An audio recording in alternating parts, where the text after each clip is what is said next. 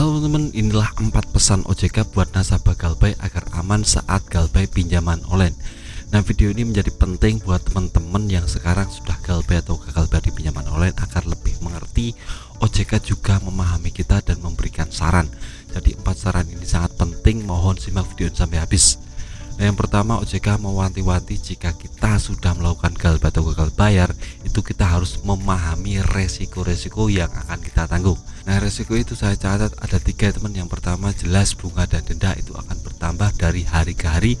Untuk yang kedua, jelas akan ada yang namanya penagihan pinjaman online melalui DC-DC nya atau debt collector ya teman. Nah, untuk yang ketiga adalah tentang selik OJK. Ini wajib teman-teman pahami dulu, karena jika teman-teman sudah Galbay itu pasti kena 3 ini. Tapi untuk pinjaman online kecil tidak kena. Untuk pinjaman online besar seperti Akulaku dan Trivo akan kena 3 resiko ini. Jadi teman-teman harus pahami dulu sebelum melakukan Galbay atau gagal bayar.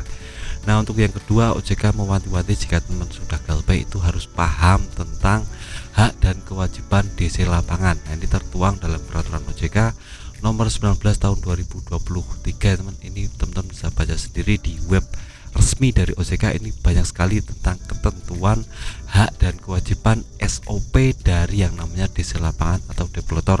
Ini bisa teman-teman baca tentang DC lapangan tidak boleh memperlakukan teman-teman dengan kasar, dengan rasis, dengan hal-hal yang menuju ke arah anarkis, itu tidak boleh ya. Jadi OJK sudah mewanti-wanti ini, jadi teman-teman harus pahami dulu. Ini jika teman-teman sudah Galbay pasti akan ada kemungkinan didatangi developer. Jadi ini menjadi penangkal ya, jadi teman-teman harus pahami dulu agar lebih bijak ke depannya. Nah, untuk ketiga, OJK mewanti-wanti agar teman-teman tidak terjebak dengan jasa-jasa pelunasan pinjaman seperti joki penghapusan data atau joki pelunasan. Itu biasanya ada berseliweran di Facebook, Instagram.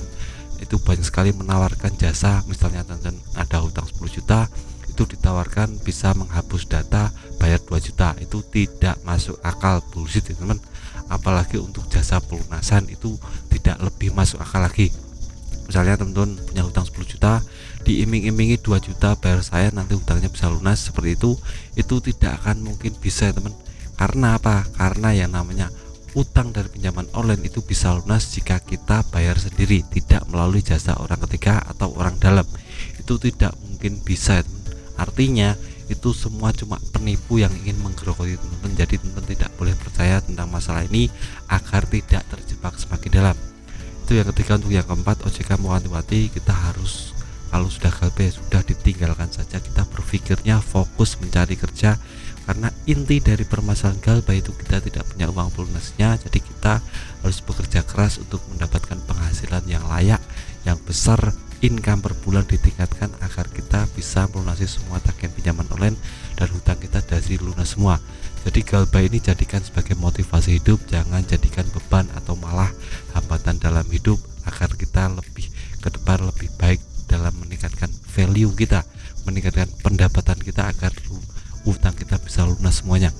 Nah, jadi video singkat dari saya tentang 4 pesan OJK buat nasabah Galbay agar aman saat Galbay pinjol. Semoga teman-teman bisa terinspirasi dan langsung action menghadapi pinjaman online ini dengan 4 pesan dari OJK tadi. Nah, jadi video singkat dari saya, semoga bermanfaat. Tetap semangat kehidupannya lebih baik.